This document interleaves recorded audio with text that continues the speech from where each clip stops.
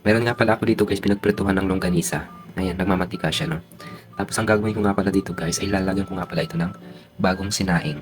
Ayan, ito guys, pinagprituhan at saka bagong sinaing na kanin.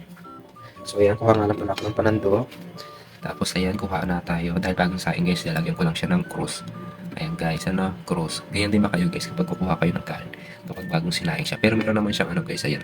Meron pa tayo ditong tirang bahaw. Ayan, tapos syempre ito yung baboy papunin ko. Ano, ayan, santok tayo. Tapos ilalagay ko siya dito sa pinagprituhan natin ng longganisa. Ayan, kuha pa tayo guys. Kuha ng maraming kanin. Tapos ilagay, ayan. Binahog na kanin to guys ang ating ngayon kakainin. Binahog na kanin, ayan. Tapos, wait lang. Kuha na ako ng kutsara ito guys. Kutsarahin natin na. Ito guys, naalala ko dati guys. Yung nasa probinsya ako, ganito yung ginagawa ko. Kapag may mga pinagprituhan ng kwan, kunwari, pinagprituhan ng isda, kaya nagmamantika siya. Tapos lalagay ko lang siya ng mainit na kanin, yung bagong sinain siya guys. Ayan, binahog ko guys ang tawag sa amin, binahog na kanin. Dadagdagan ko pa siya ng kanin ulit guys.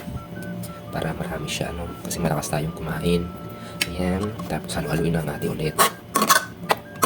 Guys, halo-haluin lang natin hanggang sa kumapit yung mga palasa dyan.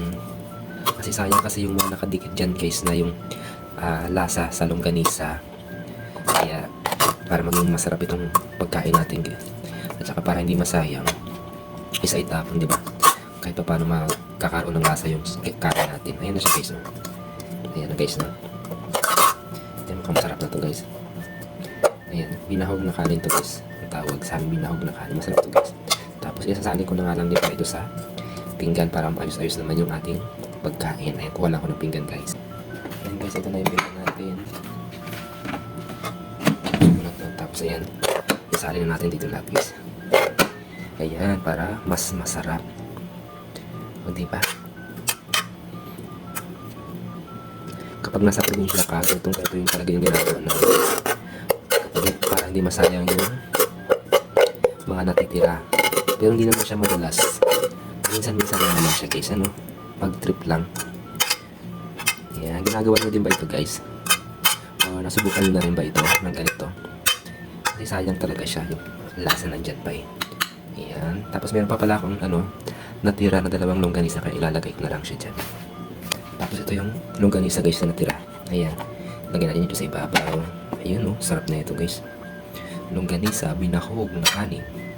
At syempre meron din natin para tayo dito guys, ano, kape. Ayan, kape. Paborito ng mga OFW yan guys, kape. Tara, kain na po tayo guys.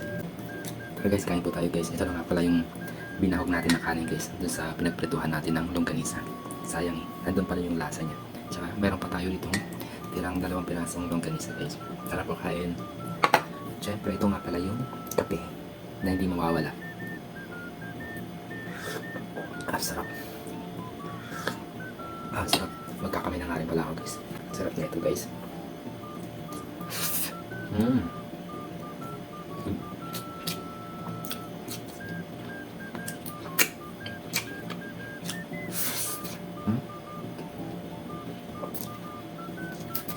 Sarap. Masarap ang binahog na kanin.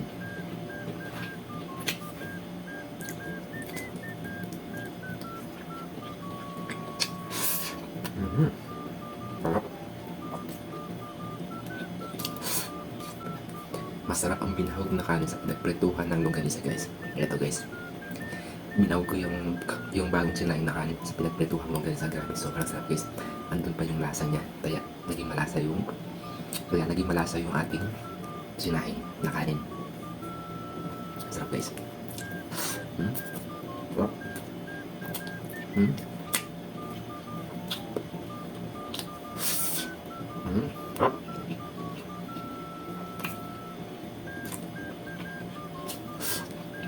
Diba? Hindi sayang yung pinagprituhan natin ng ano, ng longganisa. Walang tapon, diba? Napakinabangan pa natin. Kaya naging malasa yung kanin natin guys. Sarap. Grabe sarap.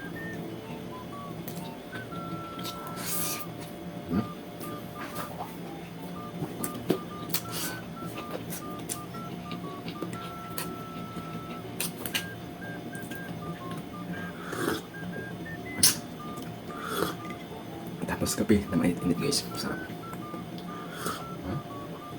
Thank you Lord.